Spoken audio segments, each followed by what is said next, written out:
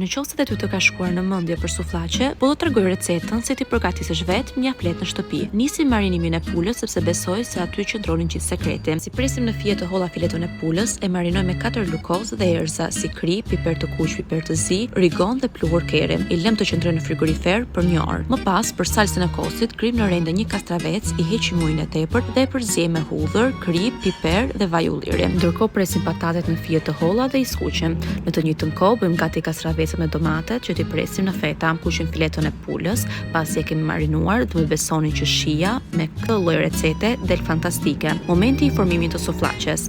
Piten mund ta merrni të gatshme ose nëse doni, mund t'ju tregoj në një video tjetër se si ta përgatisni vetë në shtëpi. Vendosim një nga një tek pitja salcën e kosit, domate, kastravecen, qepët e kuqe, fileton dhe për shije mund t'i shtoni majonez me ketchup. Dhe ja ku ke përgatitur vetë në shtëpi sufllaqe pa qenë nevojshme që t'i blini jashtë.